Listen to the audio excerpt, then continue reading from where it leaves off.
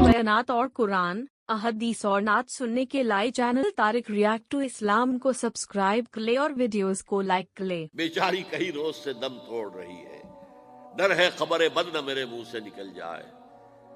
तकदीर तो मुबरम नजर आती है वलेकिन पीरान कलीसा की दुआ है कि ये टल जाए। तो पहली बात मेरी खत्म हुई, आलमी निजाम खिलाफत दुनिया की तकदीर मुबरम है, होकर रहेगी, इसमें किसी साहिब ईमान को कोई शक, कोई शुबा, कोई रैब नहीं होना चाहिए। अलबत्ता उसका अब दूसरा पहलू क्या है, इसका आगाज कहां से होगा। पहली बात तो यह, हमारे बाज लोगों के ज़हनों में, सादा दिल लोग वो समझते हैं कि पूरी दुनिया में एक ही दफा आ जानी चाहिए। ये कोई इलाकाई खिलाफत तो नहीं हो सकती, खिलाफत तो आलमी होती है। उनसे मैं कहता हूं, आलमी खिलाफत कब थी जनाब? ये तो ना खिलाफत राशिदा में आलमी थी। क्या हिंदुस्तान शामिल था उसमें? क्या चीन शामिल था? क्या यूरोप शामिल था? और फिर जो खिलाफत के नाम से जो मुलूकियत चली है, वो भी सिर्फ आप दौरे बनु उमैया में कह सकते हैं कि वो पूरा आलम इस्लाम कम से कम उसके तहत था।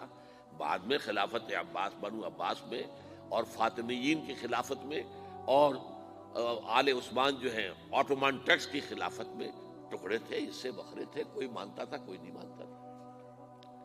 और सबसे बड़ी बात ये, अगर एकदम पूरी दुनिया पर खिलाफत कायम हो सकती तो हुजूर के दस्ते मुबारक से होती, लेकिन नहीं हुई। नतीजा क्या निकला?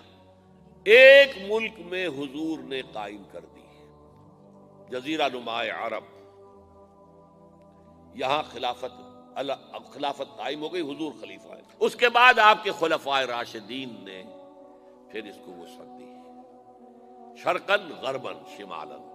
3 कॉलम्स निकले हैं फौजों के, सहाबा किराम के 3 कॉलम्स, एक ईस्टवर्ड, एक वेस्टवर्ड, एक नॉर्थवर्ड।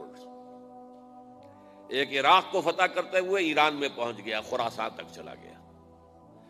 एक शाम को फतह करते हुए और फिर सिनाई पेनिनसुला से होकर अफ्रीका में दाखिल हुआ और अटलांटिक तक पहुंच गया।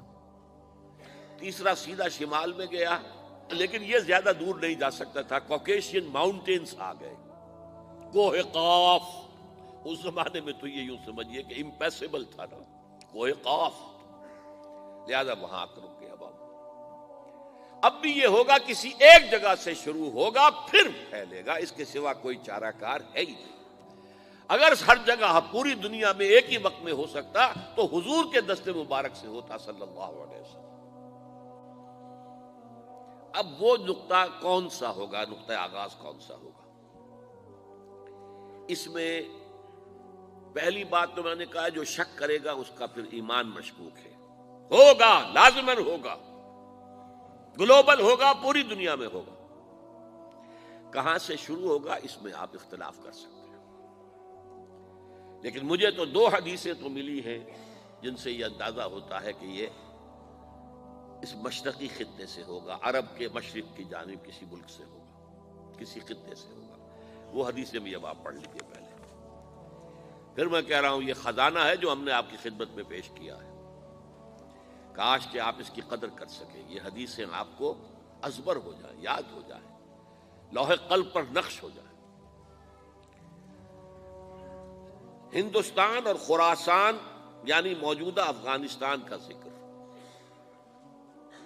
इब्न माजा की रिवायत है, अन अब्दुल्लाह इब्न हारिस रज़ियल्लाहु तआला अन्हु क़ाल रसूलुल्लाह सल्लल्लाहु अलैहि वसल्लम यख़रुजु नासुम मिनल मशरिक़ युअत्तिऊन लिल महदी यानी सुल्तानही, यानी सुल्तानहू, दोनों तरह से पढ़ सकते हैं।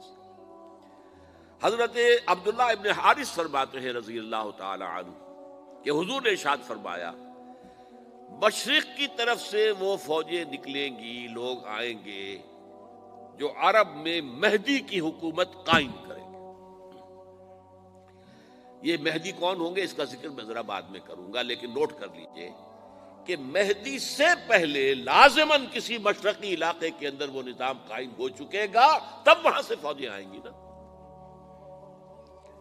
ये मशरिक कौन सा है? عرب کے مشرق میں آپ چلیے، ایران بھی آ جائے گا، افغانستان بھی ہے، پاکستان بھی ہے، اور اگر اسے اور توسیع دیں تو ہندوستان بھی ہے۔ یہ ہے عرب کا مشرق، اس سے فوجیں جائیں گی، جس کا کیا مطلب ہے کہ اس میں سے کسی جگہ پر نظام خلافت پہلے قائم ہو جائے گا، تاکہ وہاں سے فوجیں جائیں گی جو جزیرہ نما عرب میں حضرت مہدی کی حکومت کو قائم کریں گی۔ اب دوسری حدیث سنیے، یہ سنن ابن ماجہ کی حدیث تھی جو میں نے آپ کو سنائی، آپ نے پڑھی۔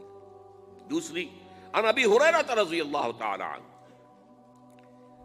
یہ ترمذی شریف کی روایت ہے، قال قال رسول اللہ صلی اللہ علیہ وسلم یخرج من خراسان رایات سود لا يردها شیء حتی تنصب بایلیا۔ خراسان کے علاقے سے سیاہ جھنڈے لے کر فوجیں آئیں گی، ان کا رخ کوئی موڑ نہیں سکے گا، ان کو پیچھے پھیر نہیں سکیں گے کوئی بھی، یہاں تک کہ وہ یروشلم میں جا کر جھنڈے نصب کر دیں گے۔ ایلیا حضور کے زمانے میں یروشلم کو کہتے تھے۔ یہ یروشلم تھا جب حضرت سلیمان کی حکومت تھی، اور یہاں پر معبد سلیمانی، ہیکل سلیمانی قائم ہوا، پھر یہ یروشلم ہی رہا ہے تاریخ میں، یہاں تک کہ سن 70 عیسوی میں جب ٹائٹس رومی جنرل نے اس کو گرایا، ختم کیا، سیکنڈ ٹیمپل گرا دیا، اور یہاں سے یہودیوں کو کہا نکل جاؤ یہاں سے، کوئی یہودی باقی نہیں رہا، تب بالکل تہو بالا برباد کر دیا۔ اس کے کوئی 150 سال بعد ہیڈریان، رومن ایمپرر ہیڈریان، اس نے پھر دوبارہ آباد کیا اس شہر کو۔ 150 سال تک یہ بالکل بنجر اور بالکل غیر آباد پڑا تھا۔ اب ہیڈریان نے جب آباد کیا تو اس کا نام ایلیا رکھا، اب یروشلم نام نہیں تھا، تو حضور کے زمانے میں پھر اس کا نام ایلیا تھا۔ اور اب اس سے کیا معلوم ہو رہا ہے کہ یہ یروشلم مسلمانوں کے قبضے سے اس وقت نکلا ہوا ہوگا، ایک دفعہ پہلے نکلا تھا، سن 1099 عیسوی میں مسلمانوں کے ہاتھ سے نکلا، کروسیڈرز، عیسائیوں نے آ کر اس کو قبضے میں کیا، لاکھوں مسلمانوں کو مارا، قتل کیا۔ اس کو 1187 عیسوی میں واپس لیا ہے، کس نے لیا ہے؟ صلاح الدین ایوبی، کرد۔ عرب کھوکھلے ہو چکے تھے، عربوں نے کھویا، واپس نہیں لے سکے، بہت حکومت کر چکے تھے، 400-500 برس کی حکومت کر کے، اور ان کے عیش اور ان کے آرام، اب ان میں جان نہیں تھی کہ وہ واپس لے سکے۔ واپس لینے والا گرم کرد خون تھا، صلاح الدین ایوبی۔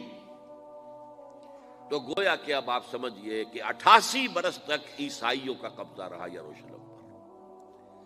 اب 1967 میں یہودیوں نے قبضہ کیا ہے، اور اب 38 برس تو ہو گئے، 88 نہیں تو 38 برس تو ہو گئے، لیکن وہ دور آئے گا کہ اب پھر لیں گے، لینے والے عرب بھی نہیں ہوں گے، خراسان کے علاقے سے فوجیں آئیں گی۔ یہ خراسان کیا تھا؟ ایلیا تو میں نے آپ کو بتا دیا، یروشلم کا نام ہے۔ خراسان اس زمانے میں ایک بہت بڑے ملک کو کہتے تھے، کچھ حصہ پاکستان کا بھی اس میں شامل ہے، کچھ حصہ ایران کا بھی ہے، ایران کے اس حصے کو اب بھی خراسان کہتے ہیں، وہ ایک صوبہ ہے، خراسان ایک صوبہ ہے ایران کا چھوٹا سا۔ پاکستان میں خاص طور پر یہ جو علاقہ مالاکنڈ ایجنسی کہلاتی ہے، اس سے اوپر جتنا علاقہ ہے، اور یہ جو واخان کی ایک پٹی آتی ہے اوپر، واخان افغانستان کی ایک پٹی سی دم سی چلی آتی ہے جو جا کر چائنا کی سرحد سے مل جاتی ہے، یہاں سے لے کے یہاں تک یہ جو مالاکنڈ کا وہ درہ ہے اور پہاڑ ہے، یہ بھی خراسان کا حصہ ہے۔ باقی تقریباً 2/3 آف افغانستان ساؤدرن حصہ نہیں ہے خراسان کا حصہ، یہ سیستان کہلاتا تھا، یہ خراسان نہیں ہے، لیکن یہ کہ اوپر کا 2/3 آف افغانستان، اور اس کے ساتھ یہ جو عرب جو اب یہ ترک ممالک آزاد ہوئے ہیں سوویت یونین کی ڈسولوشن کے ساتھ، یہ سارا علاقہ کہلاتا ہے خراسان بزرگ، دی گریٹ خراسان۔